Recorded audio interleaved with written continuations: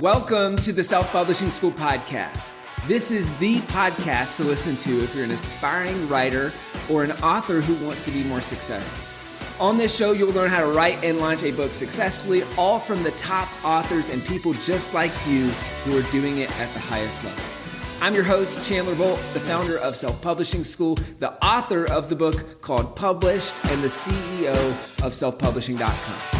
For free training on how to publish a book that sells 10,000 copies, go to selfpublishing.com/free training. Hey, Chandler Bolt here, and joining me today is Carrie Green. Carrie is the founder of the Female Entrepreneur Association, an online platform dedicated to inspiring and empowering women to turn their ideas into reality. That's a theme you're going to hear some with her book and with some of the things we talk about today, and help women build wildly successful businesses. So there's over 600,000 women involved in this community, which is just insane. And it makes it one of the largest support platforms for female entrepreneurs.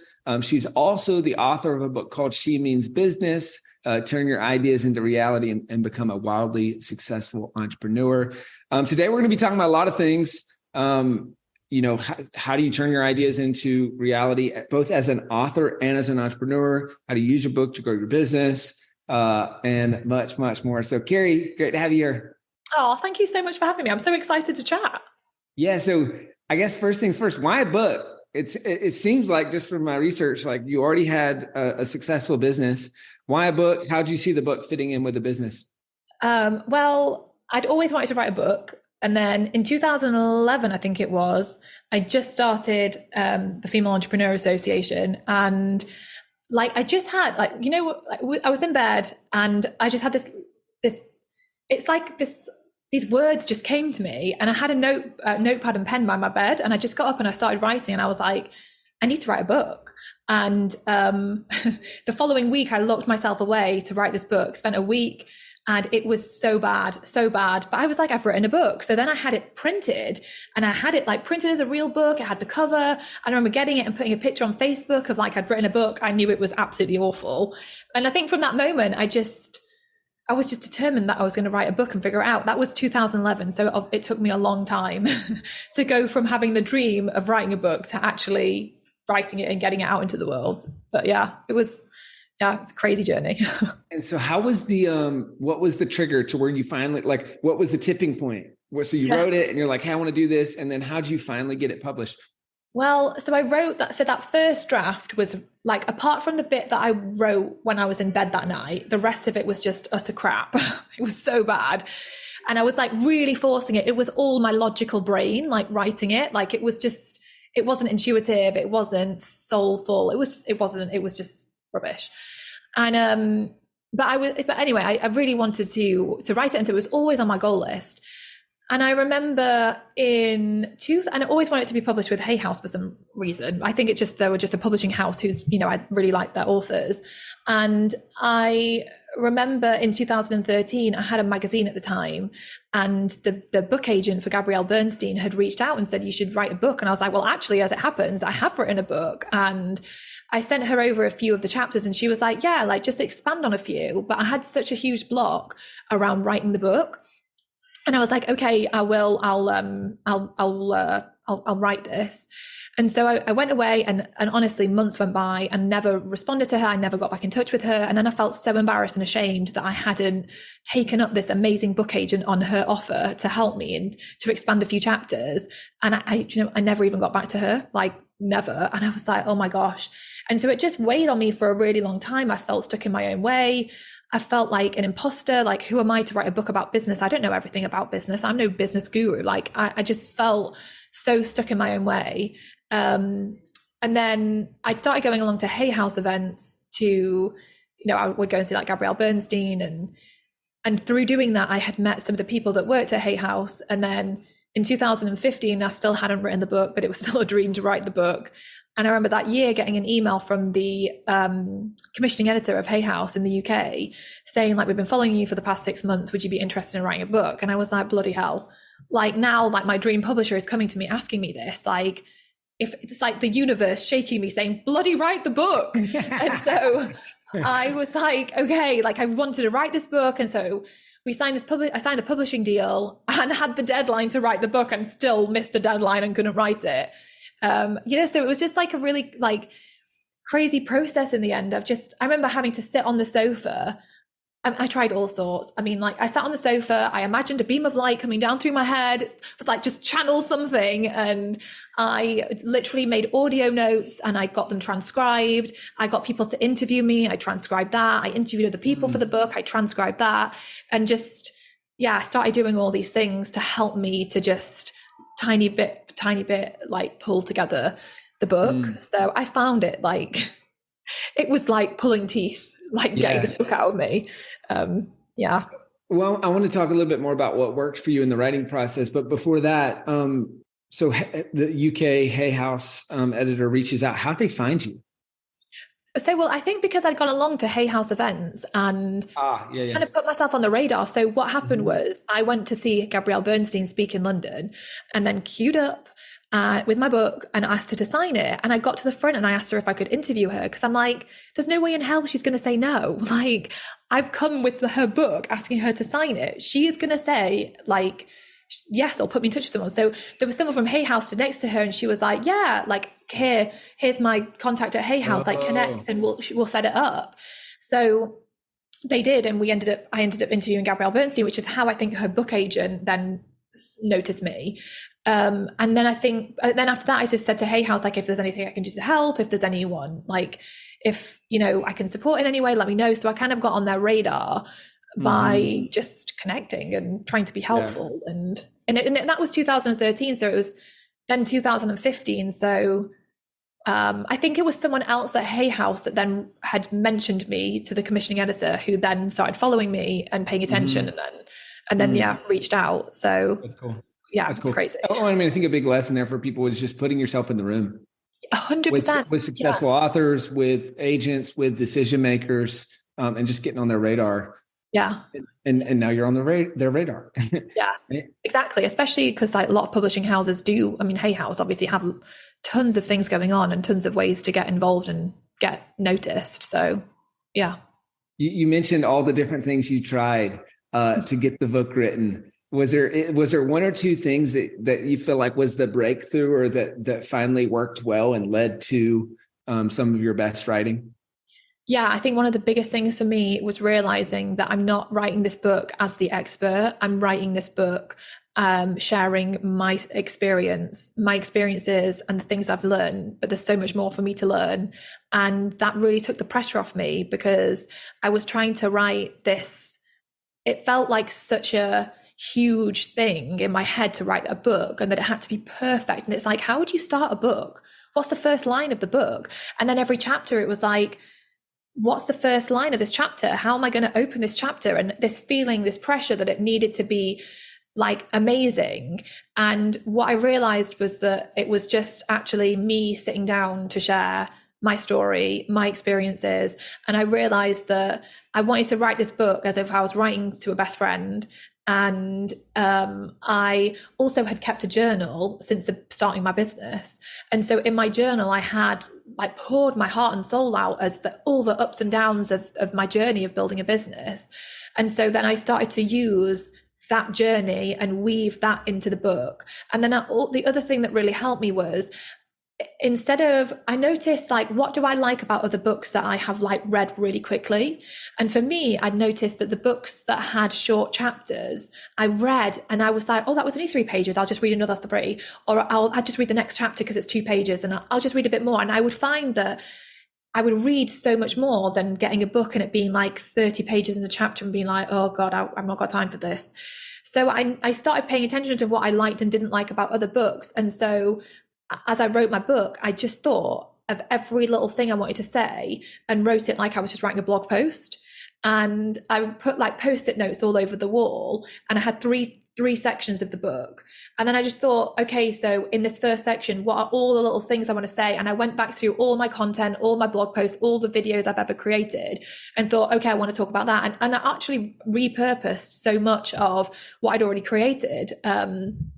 And then just doing that was like, okay, I can pull this one off. Today, I'm just going to talk about how to set goals, or I don't know, whatever, like how to do this one thing. And it became so much easier in doing that, and just giving myself permission to just it's great. express my own story and journey, and hope that it would be of some value to people along the way. Yeah, that's great.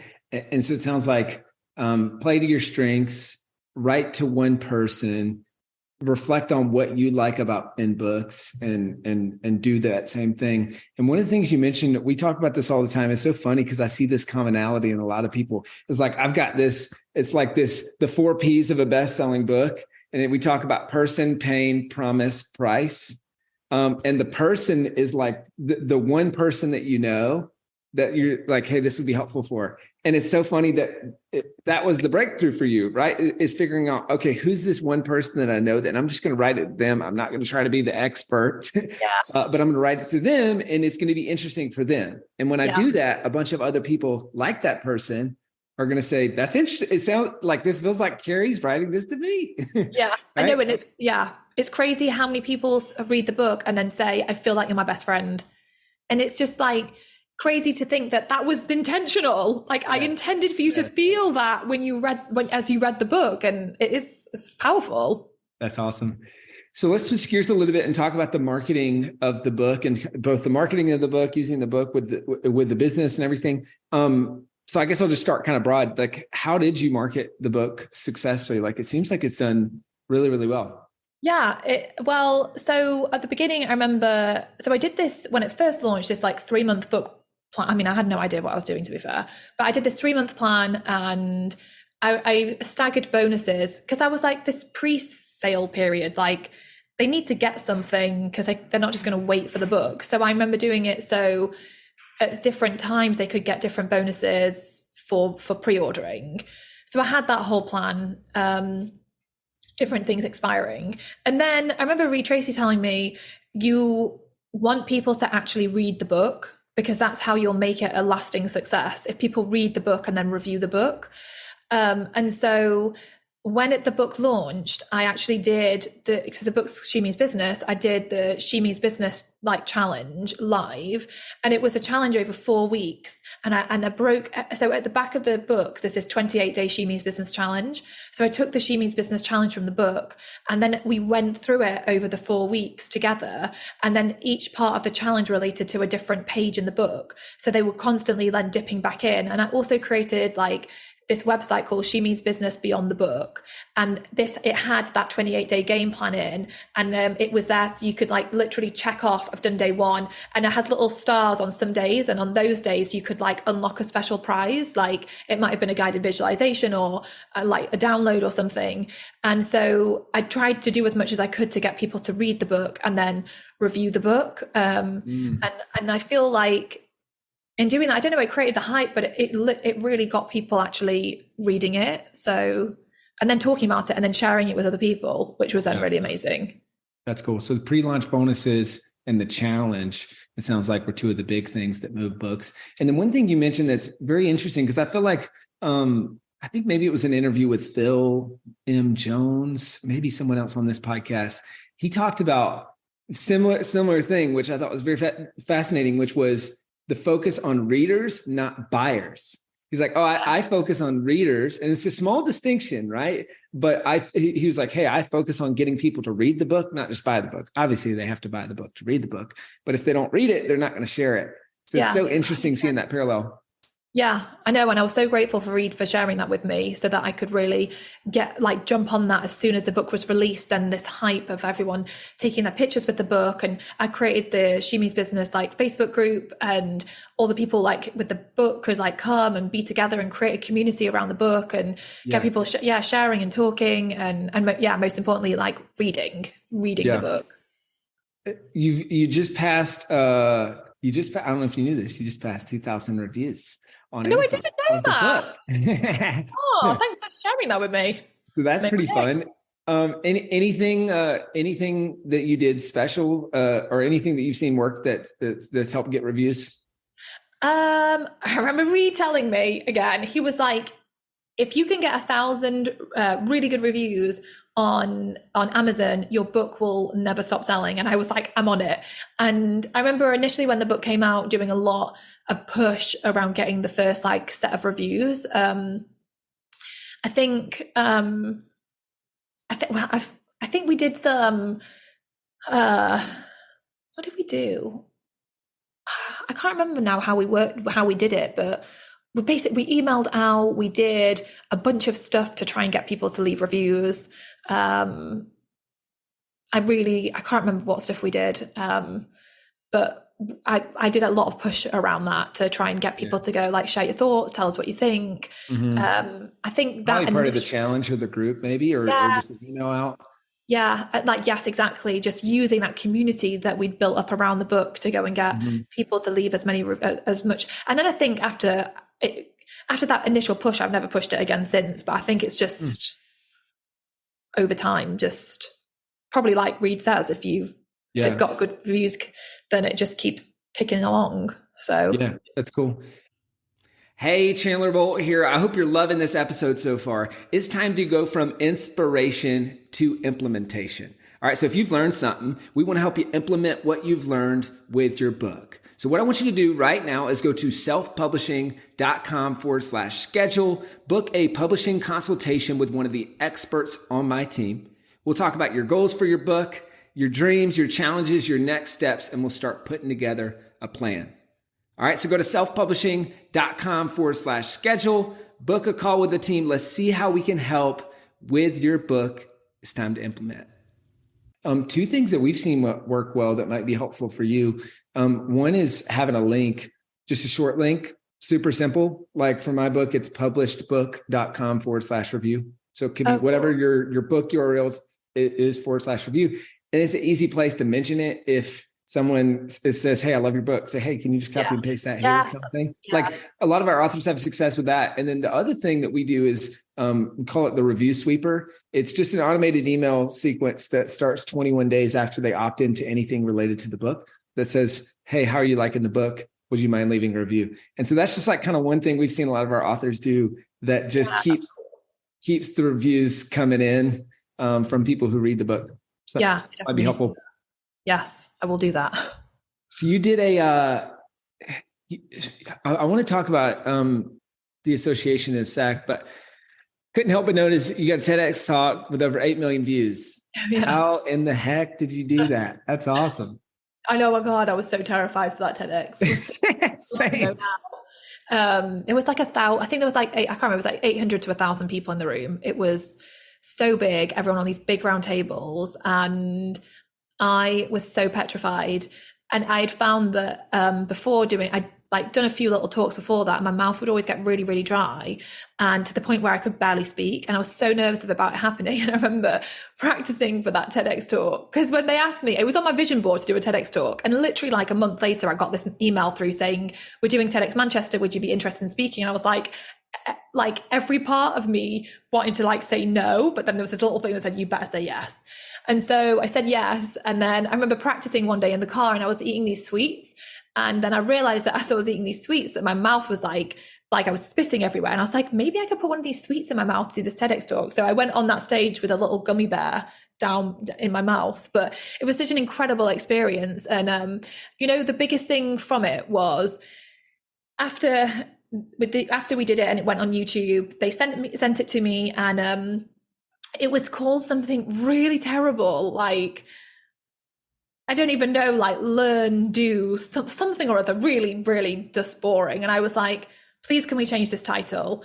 And so I tried to think of a title that for the TEDx like audience like would be captivating and engaging, and something that a talk that someone might want to go and watch. So I honestly feel like so much of the successes there is down to the fact that I changed the title. I got them to change the title of the video. Because had it been called what its original name was, I really don't think that it would have been as successful as it has been. But it's amazing. People still find me to this day through that TEDx talk and message me like, I just watched your TEDx talk, and I'm like, wow, it's just from so long ago now. Yeah, totally. I bet. I mean, 8 years, it looks like 8 years ago, 8.6 million views, which is nuts. I mean, my TEDx talks got way less than that. I think it's a couple 100,000 views or something, but same thing. Like often it's the thing that people mention. They're like, oh yeah, I saw your TEDx talk when they're reaching out. So it's just so interesting how that's like a key point for people. And you might be the only person I've ever met that gave the talk with a gummy bear in your mouth. Oh my God. I was a bit terrified that I was going to choke on it. But thankfully I didn't. But yeah, I was so nervous. I think that there was somebody backstage with me and he was like, are you okay? And I was like, yeah, I was just petrified, absolutely petrified. Like it was so much pressure because you know what it's like. You've got like 15, 18 minutes to like nail it. And it's like, you better not mess up. And I think because it is a short period of time and I did have a couple of slides, but the bloody little thingy stopped working. It wasn't working, which they've actually cut out. So you can't tell in what's online, but it didn't work. And then that threw me and I was like, oh my gosh.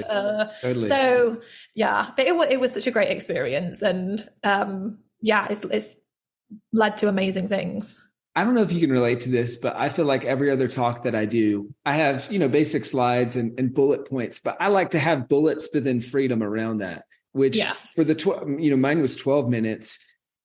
It's just such a constraint. And then you got to memorize every line so then you're just so in your head and you miss a line and like, that you miss a line, but no one else knows that you miss a line. So then you're just, and there's the lights, there's like, famous people in the room. And then and I just remember like just overthinking it so much. And just, I had one person here, I had one person in the middle and I had one person on the right. And I was like, all right, I'm just going to go you, and then you, and I'm just going to give this talk to you three and then try not to overthink the lines. Yeah, it's so hard. I remember practicing so much and that was my biggest fear of forgetting what I was saying because I'd practiced it so many times. And as I was practicing, there'd be moments where I just couldn't not remember what I was about to say next. And it's bizarre, isn't it, how when you're in that frame of mind of giving a talk in that way, that it's like your mind goes blank and you can't even think straight. You can't even put a sentence together. And I also find it's weird because this happened to me on stage many times where I will be saying stuff, but in my head, I'm like almost having a conversation with myself. So I'm saying something, but then I'm thinking in my head, crap, what's coming next? I can't remember what's coming next. And then I'm still talking. And in my head, I'm getting more and more frantic as I'm trying to like figure out what the hell comes next. There was this one time my son was 4 months old and for some stupid reason, I'd agreed to go and do a talk, which was just ridiculous. And I remember stood on that stage and I was just off. And that exact thing happened where I was talking and in my head, I was like, what's coming next? And then nothing came and I just stood there and I wanted the ground to swallow me up as I could not think for the life of me what I was talking about. And I literally had to say to the audience, like, I am so sorry. You have to bear with me. I have a 4-month-old at home and I've completely forgotten what I'm talking about. And but it was like that moment of like, okay, I've said it. Yeah. Like, okay, let me just regather. And it was crazy. At the end of that talk, all the people that came to speak to me were like, that was so amazing because it was like they really were cheering me on that had happened and they had witnessed it and they just wanted the best for me. So it's crazy. It's crazy, isn't it? When you cheer for you. Yeah. Well, and that's like my favorite is like when it's like, all right, let me tell you about these 3 things about what XYZ. And then you realize in that moment, you're like, I don't know what the 3 things are. You're like, I got about 10 seconds to figure out what these 3 things are. Yeah, I know. It's just, we can't do so much, don't we? For like building these businesses and putting ourselves out there. Oh my gosh. So tell me about, I want to talk about Female Entrepreneur Association, but then also like kind of it seems like the common theme is from idea to reality and successful business. So what are kind of some of the core principles? And I guess maybe specific for authors, like let's say I either want to publish a book to grow my business, or I've already published a book and it's doing pretty well. And now I want to build a business off of that. Like what are kind of some key principles or things that you teach that can help folks go from that idea to business phase? Well, I feel like obviously if someone's written a book and they've got it out there and they've kind of, been selling it, or they've got like that audience, and it's like the perfect person if they haven't actually built something out on the back end. Like, so for me, the biggest thing was building a membership. And I think for an author, if you have that community and you have those people who are already like reading your stuff, then they want to be part of your world and they want to be closer to you and more connected with you. And it's like, if you found like a really good book, you just want that person in your pocket all the time.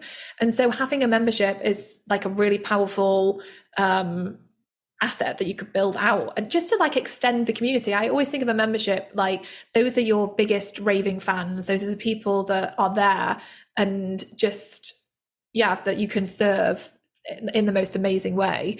So I got my membership, and it's such an incredible business model when you are generating recurring revenue. I've always loved it. Like we have got courses too, and obviously they could just take their knowledge and turn it into a course as well. I definitely think now with AI that the value of content in itself is probably going to decrease. Mm-hmm. So I do think like for authors and for all of us creative people, content creators, for us, the power is going to be the connection. And I think in a membership, you can bring that connection, you can have those conversations, you can hold space for like supporting one another in a much more meaningful way. And that's really powerful. I think that's what people will want and crave. That's what I would say. And and it really doesn't need to be complicated. I think keeping it simple is the key. Yeah. Now, I would assume so, but I want to be sure. You already had the Female Entrepreneur Association when you published this book, right? Yeah, I did. Okay. And the membership. Yeah. How has the book helped grow the association and membership? The book helped so much because it created visibility on another level, and it also created so much more credibility, because like, okay, you can have a freebie, which is great, but like in the book, people get to know me, people get to connect me, people feel like I said, they feel like they're my best friend. They feel like such a deep connection. And I feel like books are, I don't really know what else does that. Like a book is so personal. You take your book to bed with you. Like you read it in bed, you take it everywhere with you. It comes with you, and it becomes a part, like when you're reading a book and you're in that book, it just becomes part of your world. And it is really incredible. And that, for me, that led to obviously so many more people wanting to join the membership, but it was also people that really truly wanted to be there. It wasn't like, oh, what's this thing? I'll just sign up and give it a try. It wasn't that. It was like, I want to be in this world. It's like, obviously like Gabrielle Bernstein, she's got her, membership, because people love her and love her books, and they want to spend more time with Gabby. Isn't actually called, no, what is it? I can't remember, but I'm sure it says like something about more Gabby, but like, because people want that. They want more connection with her. They want Gabby on their phone or in their world, and, through the app or whatever she has, like 24/7. So yeah, it just really helped me to build so much more momentum with growing it. Yeah, that's great. So how have you grown the association and membership like so successfully? I mean, it's crazy. Is there anything that's worked well? So the first 2 years when I started FEA, I focused on building up my audience, mostly because I was just so in my own way about actually creating a product to sell. I just thought, you know what, or like I can just show up and help people. I can show up and be of service. I can show up and add value. So for the first 2 years, that's really all I did, was just show up, add value, and give and give and give. And so in those first few years, I built my social media presence. I built my email list. So by the time I'd got out of my own way and decided to create the membership, which was the end of 2013, I had 18,000 people on my email list. I had a social media following of like tens of thousands. And that was a huge contributing factor to the success of it, because I had those people. And not only that, because I had that audience, I got to co-create the membership with them. So I put out surveys. I asked them questions like, would you want this? Would you be interested in this? Would you pay monthly? Would you pay annually? What do you want? And being able to have that conversation with the community was amazing. And then I worked really, really hard for the first year of building that membership and got it to 1,000 members. I was like, oh my gosh, I was just sogging my guts out. Like, I was the everything of it, like the content creator, the editor, the marketer, like everything. And then by the end of that year, we'd got to just over 1,000 members. And I remember thinking to myself, I need a mentor. I need to figure out who's doing memberships and who I can learn from. And I remember finding Michael Hyatt. And so I reached out to say, like, could I get mentoring with you? And he said, oh, we don't have any spaces available. And then I was telling a friend of mine and she was like, you know what? Stu McLaren is his strategic business partner. I was like, who's Stu McLaren? And she was like, oh, you should get in touch with him. So I started emailing Stu McLaren and I was like telling him, and I emailed and I wasn't hearing back. And then eventually I heard back and he'd been like doing a launch or something. And so I ended up booking a VIP day with him, going over to Canada. And we did this VIP day and he was like telling me all about launches. And he was like, you need to close enrollment, because I just had it open the whole time so people could join whenever they wanted. He was like, you need to close enrollment, you need to launch. And I was like, oh my gosh. I was like, okay. So I remember closing enrollment and I did a launch that like June time, and we had 1,200 people join in the space of 7 days. And I was like, oh my gosh, bloody hell. We got more people joining in 7 days than we had in the first year. And I was like, okay, launching really works. So I think it was just a case of like, I always think this, I think success isn't one giant leap. It's just a series of tiny little steps. And if you just keep taking those tiny little steps and asking for help along the way, you will like have the big breakthroughs. So I think, and that's just like the story of it is just of starting out of like being of service. How can I be helpful? Building that audience, getting myself out there, being visible, and building momentum, that way. And it's, you know this, it's unbelievable what you can achieve, isn't it? When you dive into this online world, like the possibilities are ridiculous. Yeah. And the consistency. I love that you talked about the consistency and continuing to take steps forward. Because I think a lot of times people think, hey, this is going to be an overnight success and it's going to happen instantly. And then when it doesn't, I'm super discouraged and frustrated. Maybe this isn't for me.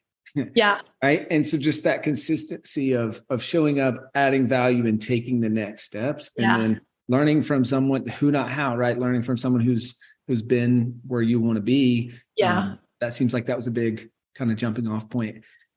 This has been awesome, Carrie. What would be kind of your parting piece of advice for the Carrie from years ago before you wrote your book, and maybe even just specifically for female entrepreneurs and authors who are thinking about taking that leap into writing their book or launching their business? I feel like, okay, I've got it. This is one thing that actually this has really, really helped me, but I think it's so important. I really feel like all of us have a story to share, even though we often don't recognize it in ourselves. And for me, one of the things I'm most grateful that I did was keep a journal. And it might sound really boring, but I wrote that journal as if I was writing the story of my life. And as I wrote the journal, I put on the first page, The Diary of a Female Entrepreneur, 2011. And it's around here somewhere. And I wrote that journal like I was writing a book, and I knew that one day the things I'd written would go in a book and that someone would read them, and it's what happened. And I look at that journal, and I was reading it back recently because I was filming some stuff around it. So I've got two of them that I'd kept in the earlier days that go from me struggling and pouring tears into the journal to having a little breakthrough to documenting making my first million.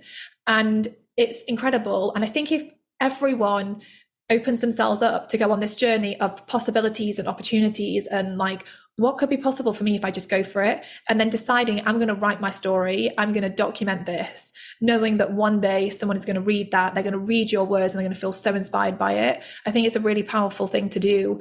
And, it will help you enormously when you do come around to writing your book. So I think that would be what I'd say. That's cool. That's a cool story. So Carrie, where can people go to get a copy of your book, to find out about the association, or wherever would be most helpful?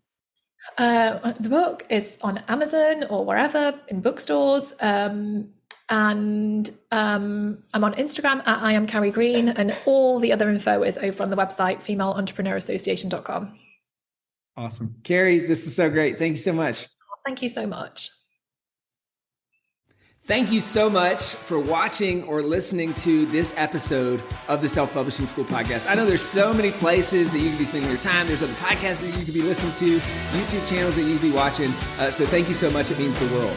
Now, I want you to do 3 things right now if you found this episode helpful. All right, number 1, I don't know if you know this, but we've got a YouTube channel. It's a companion channel to this podcast. All the video versions of the episode are on the YouTube channel. So number 1, subscribe to the YouTube channel.